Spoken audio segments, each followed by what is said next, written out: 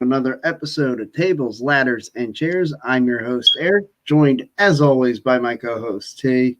T, how are you tonight? I'm doing all right. Good to hear. Sorry for the late start tonight, guys. We each had our own delays coming in, and lots to talk about. I kind of alluded into the description here. The day one pay per view rapidly approaching New Year's Day. Really excited that it's on a Saturday. Yeah, I love that. I hope they do that more often. I know the Royal Rumble is also slated for a Saturday, January 29th. And so that will be exciting as well. I want to start off. You know what? Why don't we get that? We usually do this towards the end of the show. We do the homework assignments and recaps of those. Why don't we do those at the beginning of the show? I know I assigned you Undertaker, Shawn Michaels from Ground Zero in your house, which that event was in 1997. The show overall, I mean, I didn't think it was bad, but it wasn't great either. The match itself, I think, kind of it's kind of encapsulates the whole show. It was a good show, a lot of promise, a lot of star power, and I wouldn't say it underdelivered, but it wasn't what I expected for the first Shawn Michaels Undertaker match, which is why I wanted you to watch it. Yeah, hearing Undertaker versus Shawn Michaels, I thought there was gonna be a lot more like action and drama and all. Mm. But I mean, I guess Shawn Michaels is playing his part as a chicken-ish heel, but still thought it would be more of a match. Well, it was just an interesting story that they told over the course of what was it, about 20, 25 minutes that they did this. It was just, I don't know. And to me, it was the antithesis of what you came to expect from Shawn Michaels Triple H matches, or Shawn Michaels Undertaker matches. Like that match, I don't want to say there wasn't any action, but there wasn't a lot. It was a lot of, like you said, Shawn Michaels running around trying to hide and get away from the Undertaker and doing all those dastardly, like 1980s styles heel moves and being scared to death.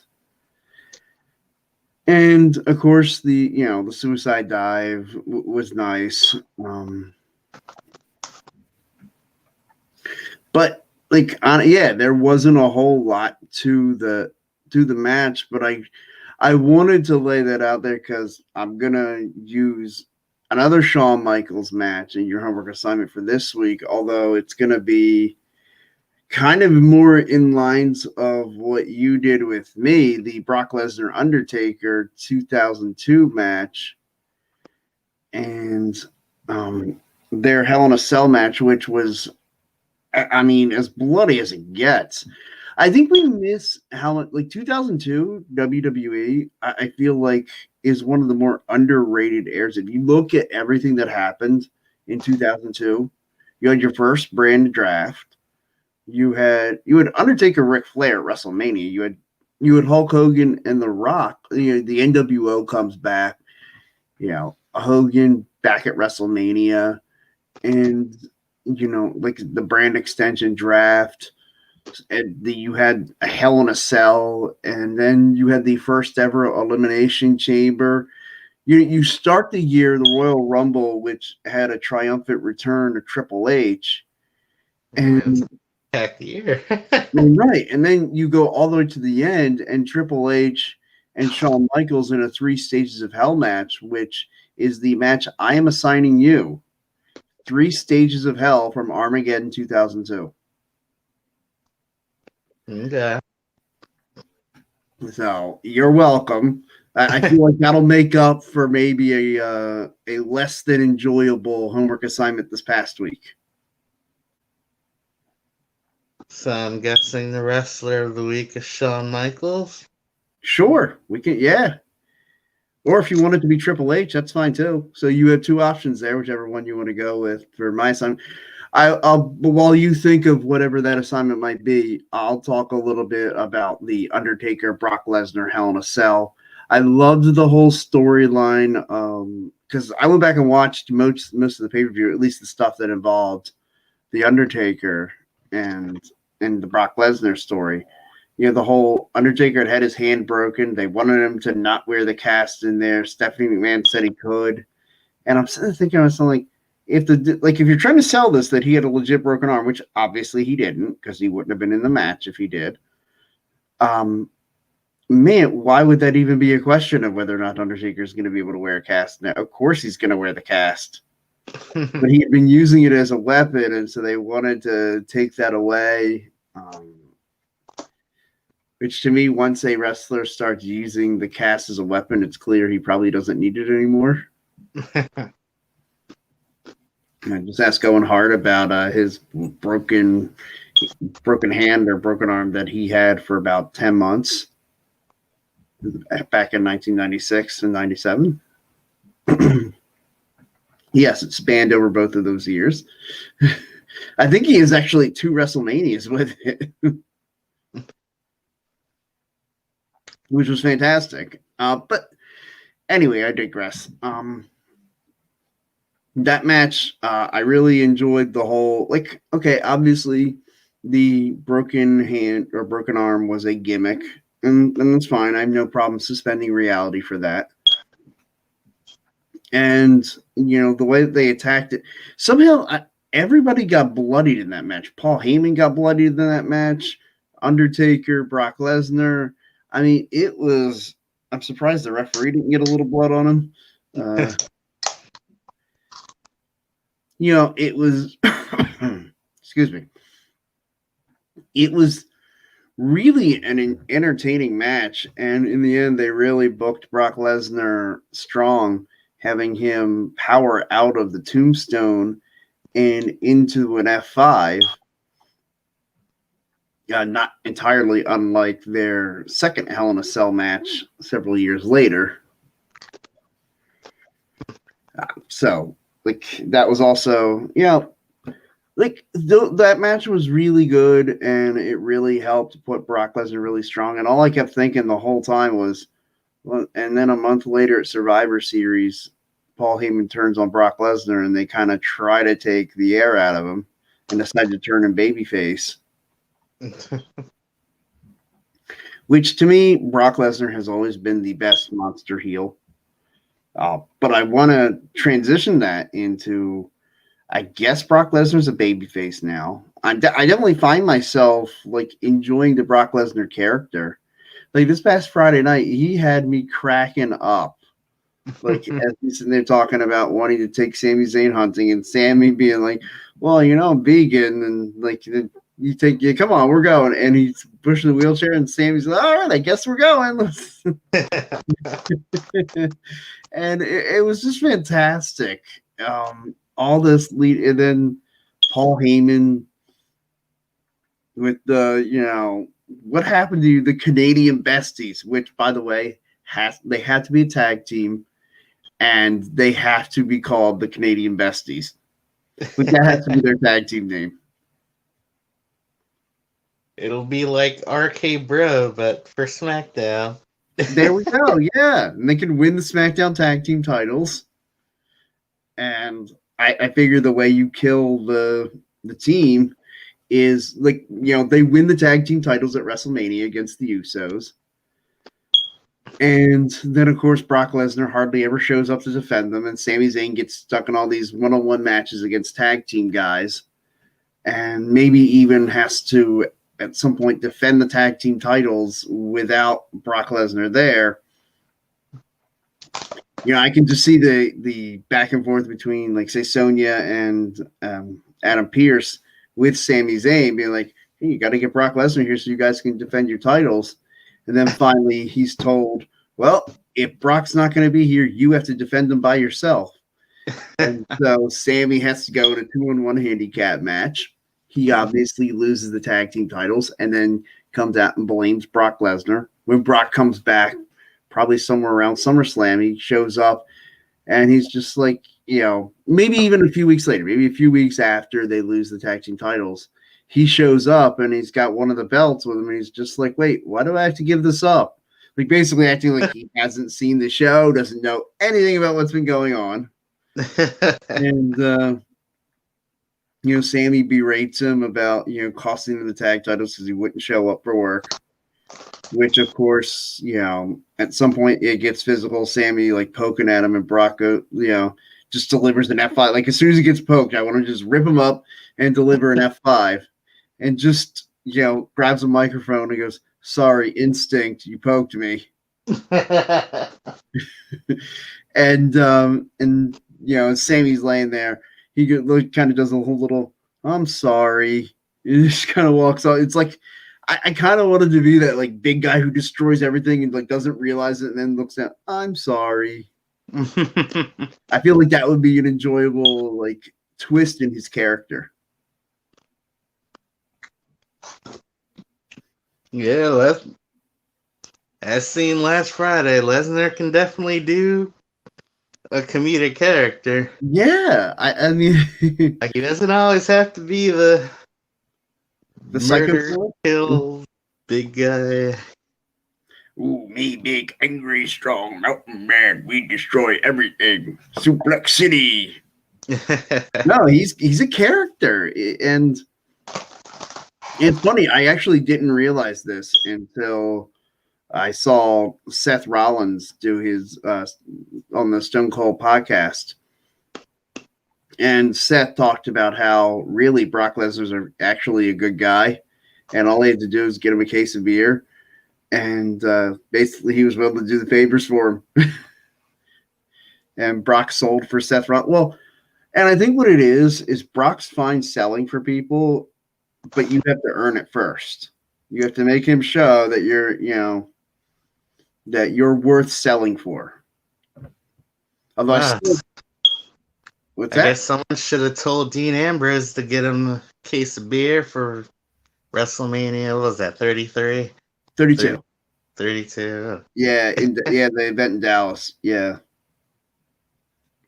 Yeah, I agree. Because they could have did something good there. I know. Did you ever hear the story about how Dean Ambrose was like trying to talk to Brock Lesnar, and Brock was just like, "Look, man, like, let's not make this real complicated. I'm going to beat you up for a while, take you to Suplex City. You're going to rally and come back with your weapons. I finish you off with an F5. So boring. I know. I just feel like they could have done so much more.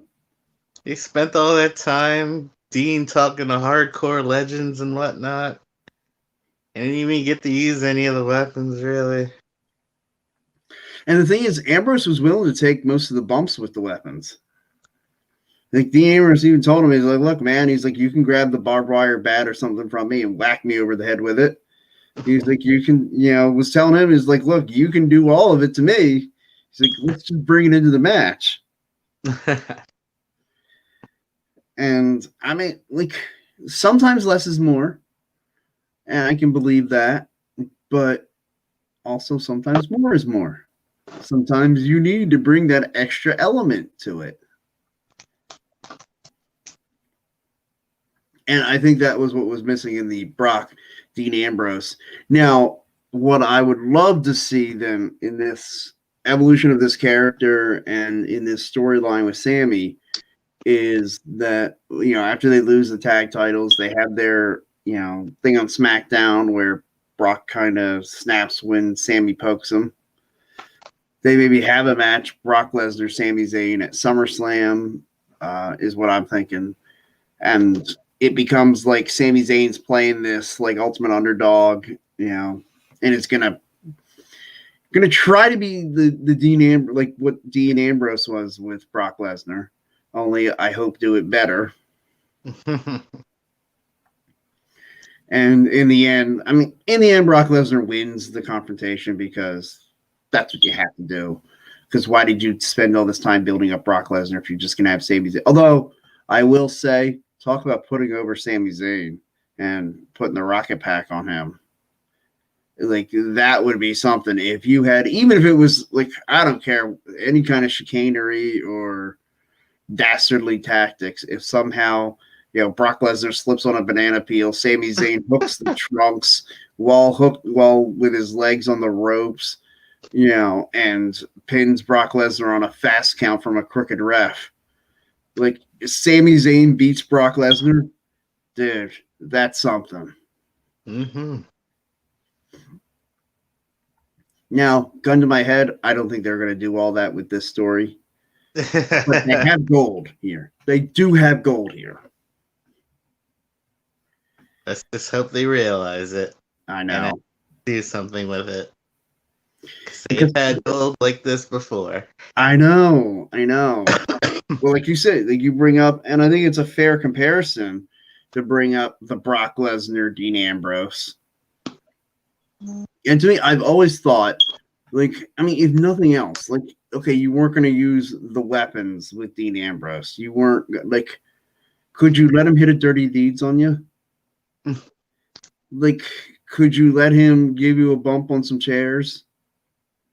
Could you, after the match, after you've won, could you just give like a look back, like from the entranceway, a look back like, holy crap, what kind of war was I just in? Like, you realize what that would have done for Dean Ambrose's career at that time? Like, that would have made, now granted, Dean Ambrose went on to make himself by winning Money in the Bank and then cashing in and becoming champion that year. But imagine how much more momentum Dean Ambrose would have had behind him going into that Money in the Bank had he at least gotten an acknowledgement from Brock Lesnar during the match. That would have been amazing. Right. And that's one of those areas, and I know, like, Seth talks about what it takes to get Brock Lesnar to sell for you. Like, I don't know. How about the fact that it's your job as a reason to sell for him? Like, silly me.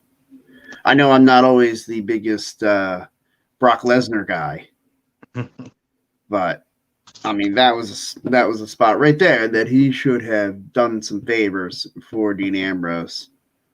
The favors that he did go on and do for Seth Rollins, and kudos to him. Although I hate the idea of just giving a guy kudos for doing his job, but yeah. But I mean, hey, if that's what we have to do in this day and age with this generation, I guess that's what we have to do, is giving guys kudos for just doing your job. But yeah, I think that, like, I almost look forward more to the end of day one being, that, like, we can get past this Brock Lesnar having to challenge Roman Reigns, because I want to get back to the Brock Lesnar Sami Zayn story. Because to me, that's the real story right now.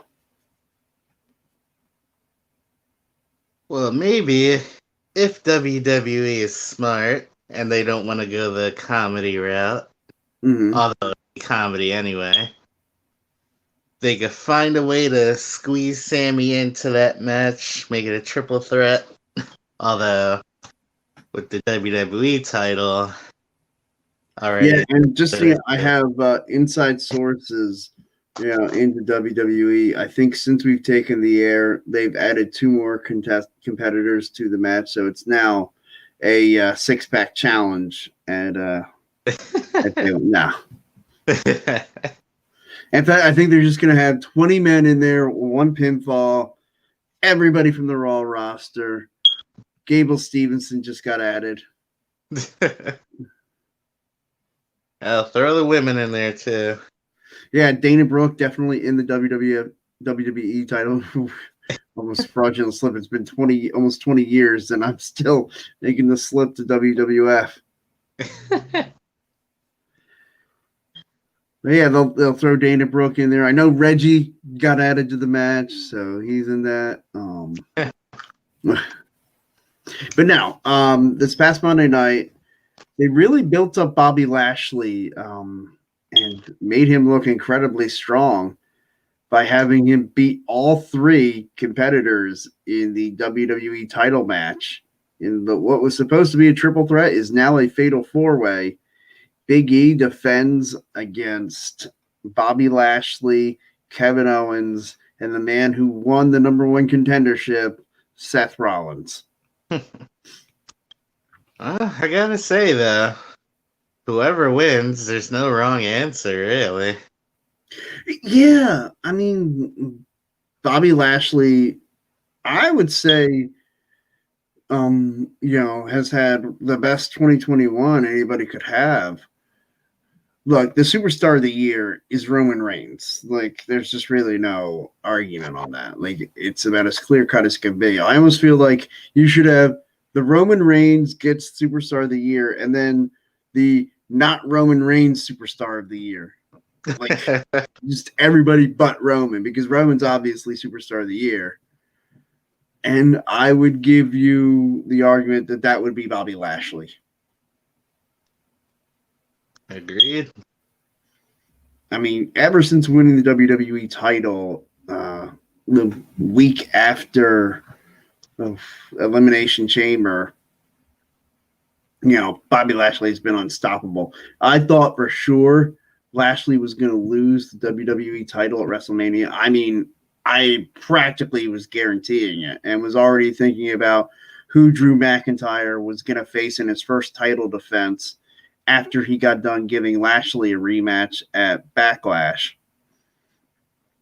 And, I already had it drawn up in my mind. And then, during the match, I was just waiting for, Drew to hit the Claymore, have his big moment in front of the crowd. And then they didn't do it. And I'll admit, it was a great swerve job, even though I was kind of angry at the moment. But looking back, it was the right call because you don't want to make it that obvious for your crowd. To me, if he wins there, you've just shown how predictable your card is. And that was one thing. WrestleMania, I felt like this past year was a really good WrestleMania. Everybody, apparently the popular thing to do nowadays is to crap on whatever WWE puts out there. And granted, there's been some times where it's been rather easy to crap on what the WWE puts out there. Well, that opening match, which should have been semi-main event, which was Orton versus the returning Fiend. Yeah, that was weird. Huh? That was weird. Yeah. But not even that ending part. That's a whole nother story. Just the match itself was just not that enjoyable. Yeah, I'll tell you, one of the things... Why did they have him burned for months and then he just magically walks through the whatever he did and just refresh? Yeah, where is that sarcophagus in real life for us? Because that's the only thing I could think to call it was sarcophagus. If you remember that, if you were a Stargate SG-1 fan. Never watched it. Good show, but if you don't like sci-fi, you're not going to like it. So I don't know if you're a sci-fi guy or not. But yeah, it does just kind of depend on what it is. Yeah. Yeah. But I mean, yeah, Stargate SG-1, they had the sarcophagus on one of the planets they visited, and it basically was a healing, you sit in this chamber and it heals you. Basically, if you're near death, you get it. They throw you in there, and if you're dead, it ain't bring you back to life. But if you're close to death, it'll help you. I mean, if you still got some brain waves and a heartbeat, yeah, you get healed in that thing. Well, yeah, I guess they threw the Fiend in there. Yeah. So the Fiend got sent in the sarcophagus and then came back out ready to go. And just to get and I mean, I guess that was Alexa being just pissed off that he left her. I mean, that's the only thing I can think of. And they never really gave an explanation. Yeah, that just happened to be his last match too. Which was hot garbage. I mean, I just got done saying how, hey, it's a popular thing to do to crap on WWE, but now I'm going to spend a little time crapping on WWE. They've let go of some fantastic superstars, and Bray Wyatt, that might be the most egregious release. It's one thing if you let somebody's contract expire or you can't bring him back, like Daniel Bryan. But they let the Fiend go, and they've let a lot of guys go, and really haven't had much of a Normally, when a superstar goes, you have somebody else that's kind of filling their shoes, and you say, okay, he's now going to take that spot. Who is it that's taking the Fiend's spot?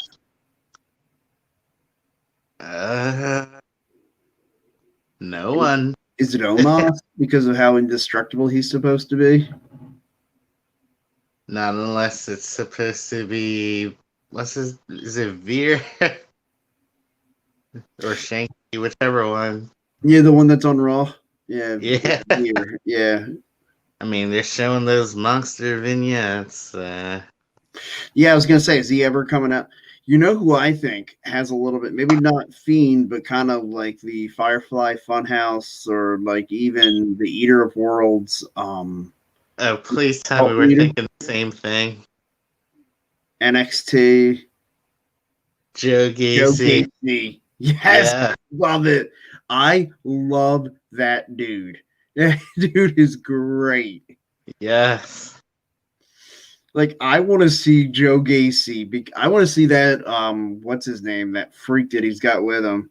I want to see him help Joe Gacy become NXT champion. Like, I want to see him take over NXT. And I want to see him get some other dudes with him in his, like, little cult. Like, and I want to see them show up on Raw and, like, attack a main event storyline or something. That would be perfect. Yes, a little invasion with the Gacy cult, or whatever you want to call them, Gacy's crew. I'm just giving him that name. We can come up with a better name, but like Gacy, whatever that guy's name is, maybe throw in a couple other people that kind of join Joe Gacy. And maybe some people from some different backgrounds. Like maybe you could have like Mansoor join Gacy. You could have like basically let's pick out some guys that they're not doing anything with. Maybe Drew Gulak.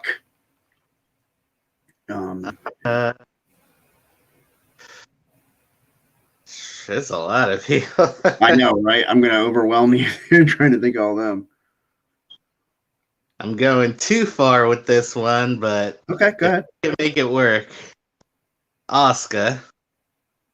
Yes, that'd be perfect. That'd be absolutely perfect. Because a gender neutral crew there, faction. Yep, inclusivity and all that other good stuff. Yeah, we could absolutely. And what would be cool is then like if you have Asuka there and Joe Gacy is lobbying to get Asuka like an Intercontinental title match or something. That awesome. Right? And then, so you're pushing to have like these intergender matches. I'm telling you, this could be big. I was telling myself earlier, Joe Gacy's just the perfect combination of like Bray Wyatt and Kevin Owens. Yes, he really is. Like Joe Gacy's awesome, and I want to see Joe Gacy. Like I want to see them put the rocket pack on him. Yeah, I really hope they utilize him well. Like Braun Breaker, I love you and all, but Joe Gacy's the future. Yeah, and look, I think potentially your next great rivalry in WWE, like and maybe it's in the next 2 years or so, the rivalry that is going to start defining WWE in the mid 2020s is Joe Gacy, Braun Breaker. So I mean, we could have it, like, and I just look forward to that, like, in say like 5 years when they're headlining WrestleMania, Braun Breaker, Joe Gacy headline WrestleMania. God, what year would that be? Like 43. And they talk about the little known match that they have at NXT back in 2022. Braun Breaker, Joe Gacy for the NXT Championship. Because let's be honest, Braun Breaker's winning the NXT Championship, probably New Year's Evil against Tommaso Ciampa. At which point, I do think WWE needs to go to Ciampa and be like, look, we know how much you'd love being a part of NXT, and we can bring you back from time to time, but it's time to bring you up to the main roster because, like, we need you for some fresh matches. And, like, I think you could compromise with him and do that. Like, say, look, you're going to be a part of the full-time main roster, but we'll bring you back from time to time to be a part of specials on NXT. Like, I think it's a fair compromise. Adding on to that a little bit about bringing Ciampa back occasionally, I want NXT to do my idea for like a one-night special where they bring all the former NXT guys that they still have left. Yeah. For like a one-night special, call it NXT Homecoming. Boom. Just have a bunch of former NXT guys go up against current guys. Kind of like War Games, but obviously not War Games. Right. You could do that easily. You could have, like, say, like, Shinsuke Nakamura, Johnny Gargano. If he's...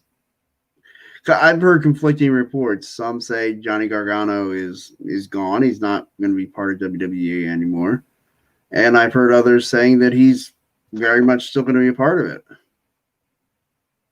Well, I saw you opened up a pro wrestling tees store, so there's that. Oh, boy. But yeah. Where? In Ohio, I assume? Huh? I assume in Ohio, where he's from. Probably. I want to see one open up around here. If they opened up a pro wrestling tees around here, I'd be ecstatic. Of course, my paycheck would not be ecstatic. It would all be going to pro wrestling tees. But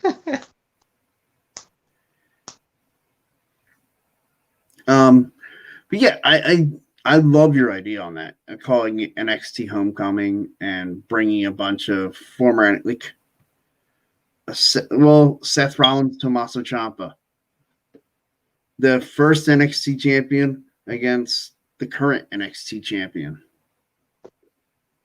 You get Braun Breaker versus Big E. Yeah. Kevin Owens, Joe Gacy. Whatever, anything. Oh, sure. Yeah.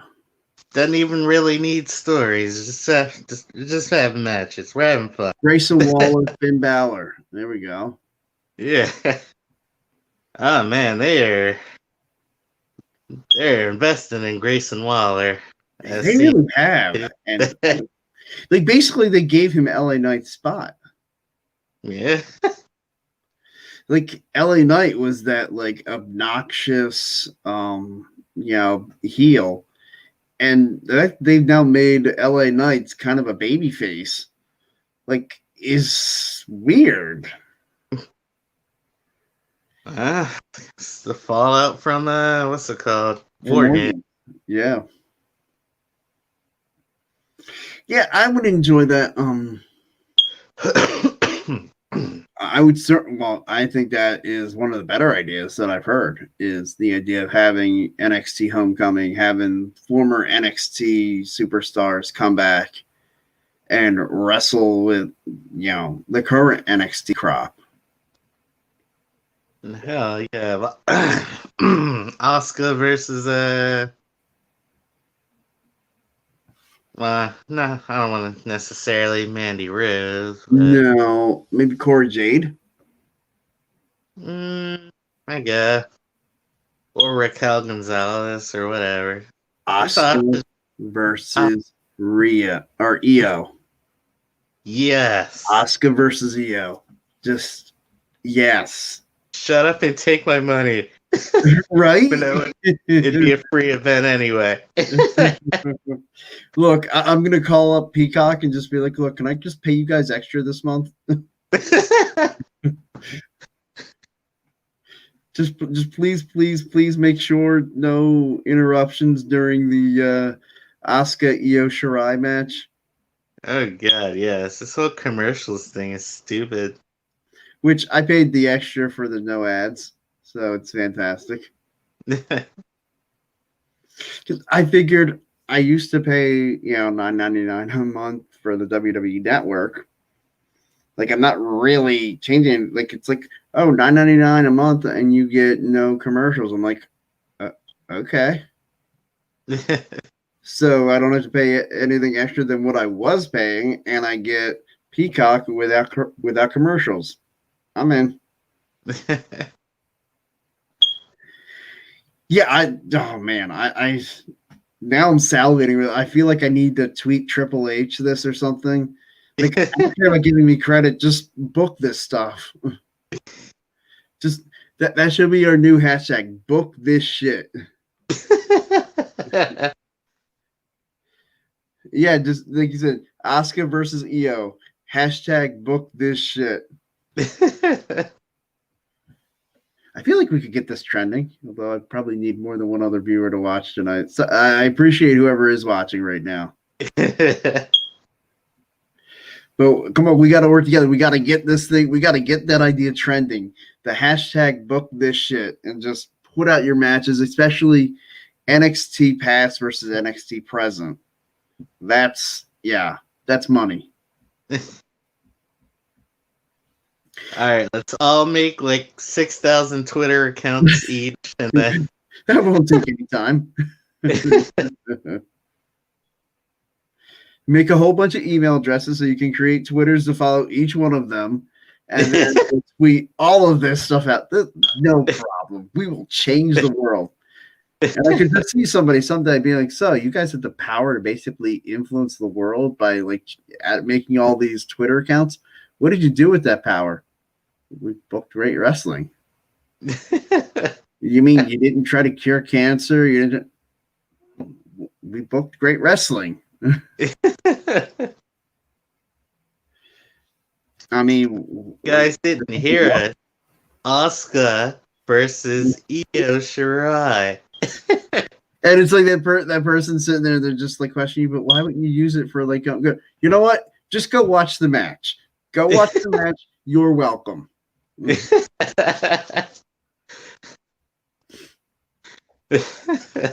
feel like that, yeah. You know, how do you solve world hunger? Asuka versus Io. Nobody's worried about eating anymore. They're just worried about watching great wrestling now. You're welcome. You're welcome, world. I love heroes wear capes.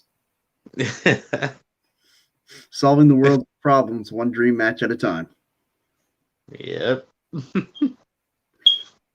Okay, I assigned you your match earlier, the Shawn Michaels Triple H 3 Stages of Hell from 2002. You know what you could do as a theme? So I've given you two options there, is either Triple H or Shawn Michaels as the wrestler of the week, or you could say the theme being 2002, and you pick out a match from the year 2002 for me to watch.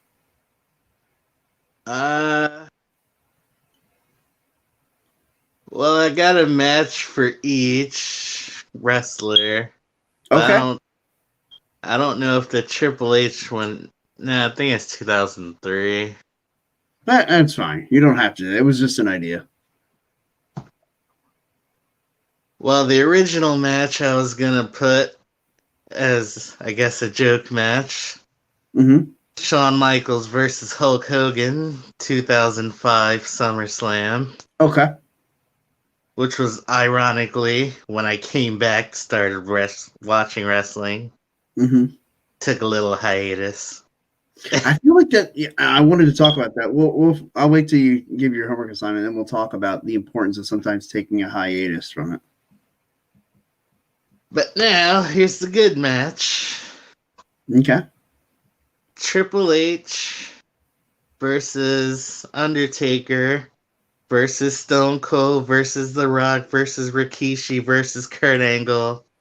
The 6-man Armageddon Hell in a Cell. I forget what year that is, but yeah. Oh, I'll find it. I think it's 2000. Yeah, because Kurt Angle was champion. Yes. Okay. Okay. I'm in. I'll watch that matchup anytime. That match is an absolute treat. All right. There we go. So after assigning that match and getting me all excited, now let's talk about the importance of sometimes taking a break. And that can be however long you decide. I don't know how long you went between when you stopped watching and in 2005 when you picked it back up. How long had it been? Do you remember? I stopped watching around 2000 or somewhere Okay, this around was like a there. healthy hiatus. This was like a 5-year. I mean, wrestling was getting boring, Mm-hmm. so I just stopped watching for a while. I remember I was flipping through channels one day. I saw Brock Lesnar throw Zach Gallen down the stairs. I'm like, this crap's still on. But then one day, back in 2005, I think it was the 4th of July actually, I needed something to watch, and well, There I was. saw Hulk Hogan and Shawn Michaels, and they were setting something up or whatever. I'm like, you know what? For old time's sakes, I'll watch this shit. And here I am, back in the game. Yeah, 16 years later, you haven't stopped. Got my Universal title. Nice. I'm not pulling the other 2 titles because they're stuck on stuff, but yeah. Awesome. I do. That's one thing I haven't really collected a lot of merch. I have some T-shirts, but no championship belts, no I don't know, none of the figures or anything like that. Which I mean, look, people who I'm not going to be one of those who's like, oh, you're an adult and you have action figures. It's like, shut up, dude. You like what you like. Exactly. And because I'm not I would collect some of them. I'd love to get some of the old school ones. I'd love to get the British Bulldog from when he was with the Hart Foundation. I would love to get one of those. Because I think the Hart Foundation was one of that era was such an interesting era. Because I don't know if you ever watched much of it. Because you were little at the time. You'd have been what? You're 10 years younger than me, right? I'm 41. So you're 31 or you're coming up on 31? Yeah. Okay, so you're about 10 years younger than me. And so that would be, you would have been 6 or 7 when that whole, era was going on. The, what I'm talking about, the Bret Hart Foundation group with the British Bulldog, Owen Hart, Flying Brian, and Jim the Anvil. That was such a great time to watch. It was such a cool thing that they did where basically Brett was a heel, the Hart Foundation, they were heels in the US and they were baby faces everywhere else.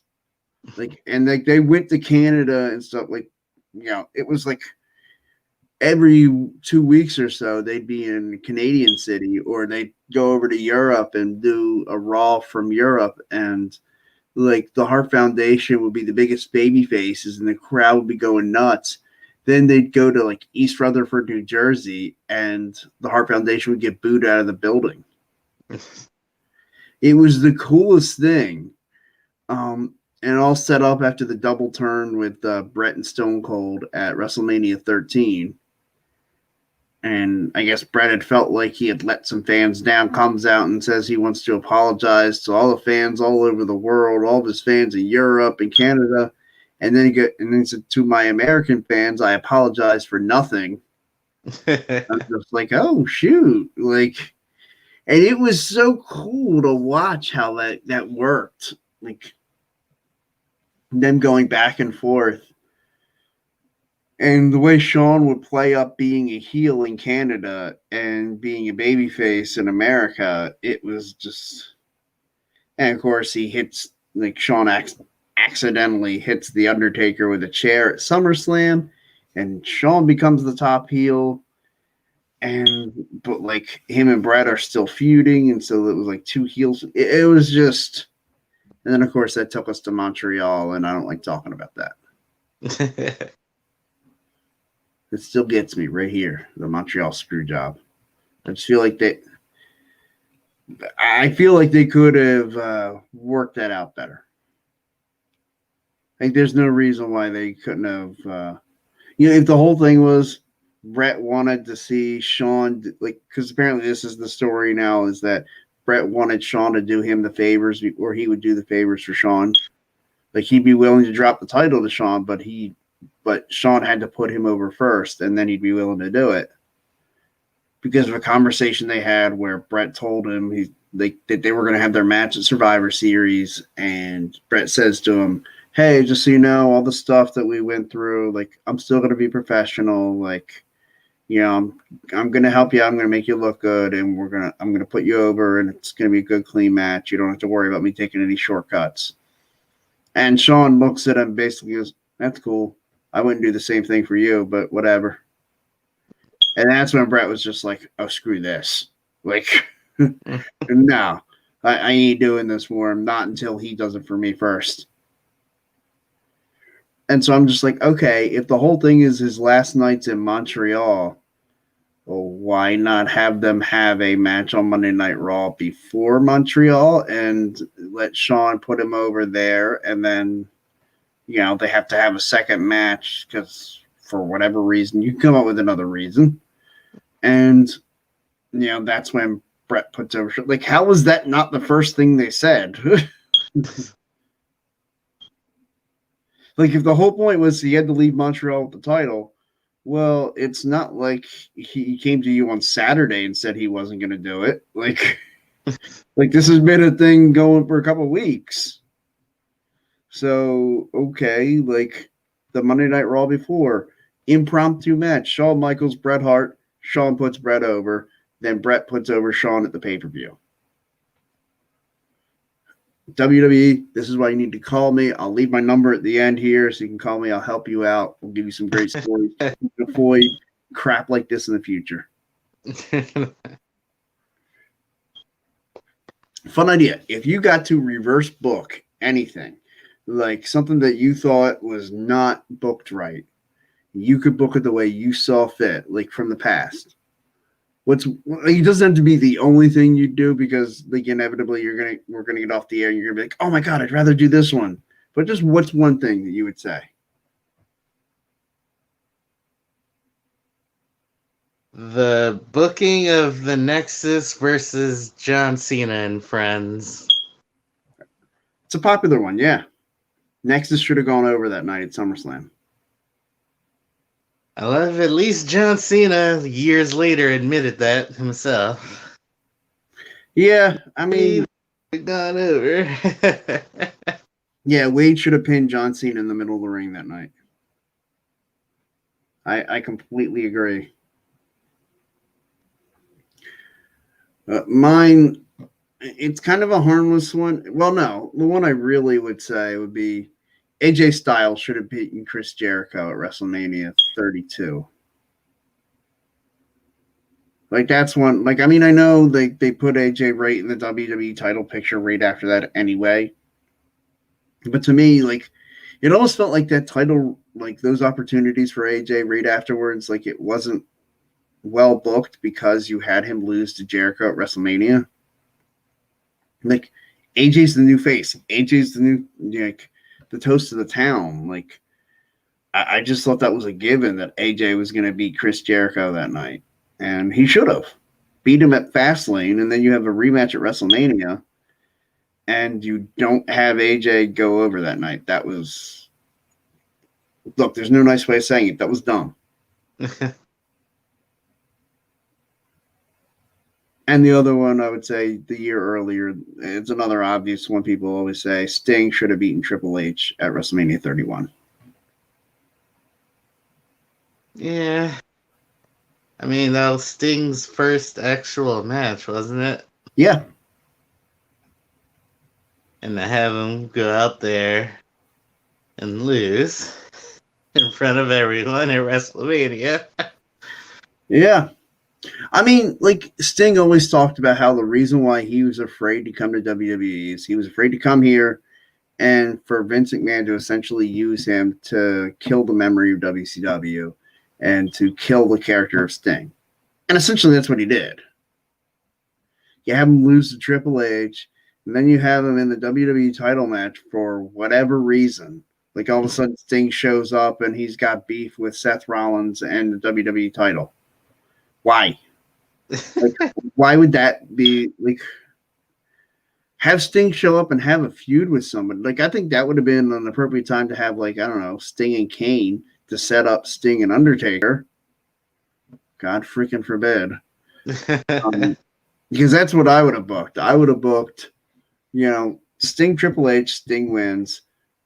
Kane's part of the Authority, and so Sting Kane at, like, Night of Champions, and that sets up Sting wants Undertaker at WrestleMania 33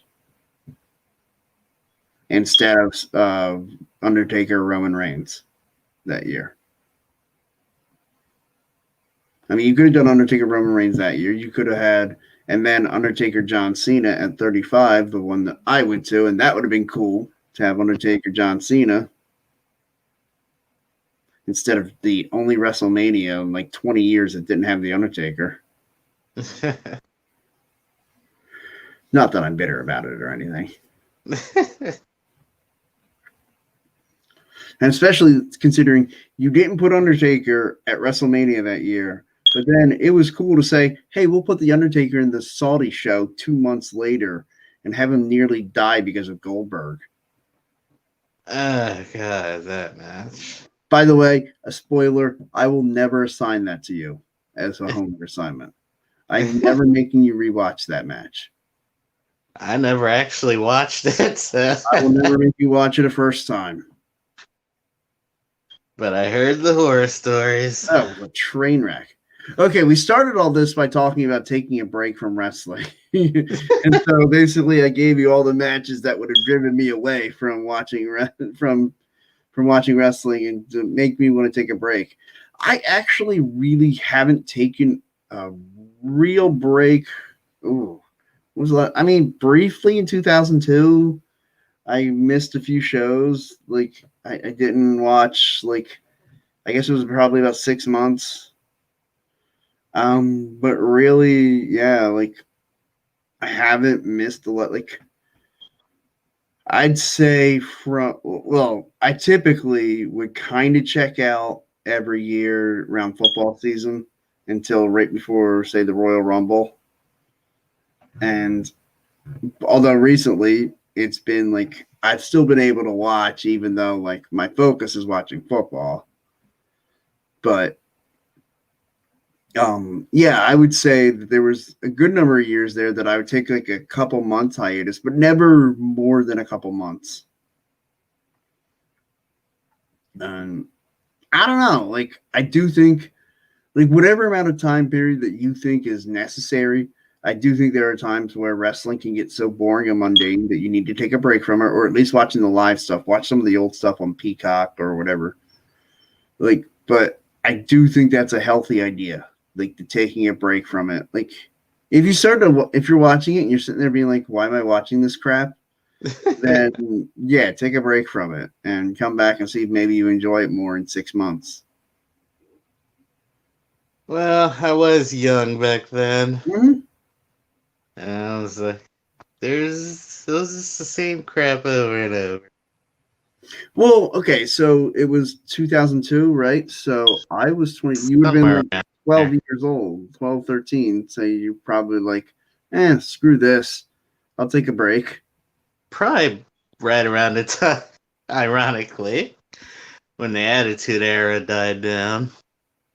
I feel like that was a lot of people that kind of I kind of took a break too after that. And like I said, only for a few months, but That's when like a lot of people just stopped watching. Period. yeah, I feel like the group that like, I liked wrestling really from I watched WrestleMania 1 and I watched all the WrestleManias, but typically like I would kind of get into it just before WrestleMania, but there was a lot of time that I didn't spend watching a lot of it. And but like I'd say 92, 93, I was 12, 13. I really got into it and it became like, something I watched almost as much as I watched other sports. And like I felt like that was a fun time to be a wrestling fan. And like to me anyway, and then like it wasn't until much later, like the 98, 99, when Stone Cold Steve Austin and The Rock, like that's when all of a sudden it was like everybody who I was friends with in school, all of a sudden it was like, oh yeah, I watch it. I'm just like, dude, I've been watching this stuff since like 92 religiously, and now all of a sudden, 6 years later, you guys want to come down and Eric, have you watched WW have you watched WWF? You kidding me? Did you watch old school WCW back when Sting and Vader were wrestling in 1992 at Starrcade and tearing the house down or in Atlanta? I mean, no. Oh, wow. Let me tell you, that's a match to go back and watch. Anyway, I'll get off my soapbox now. Wow, it's been going at this an hour. I've had a good time here tonight, T. I hope you did too. Yeah. So all right, your homework assignment was the 3 stages of hell, and mine is the 6-man Hell in a Cell. All right, this is gonna be fun. I'm gonna enjoy watching that again. Everybody, have a great night. T, anything to add before we get out of here? Not really. Awesome. Stay consistent. I love it. Everybody, have a great night and happy wrestling.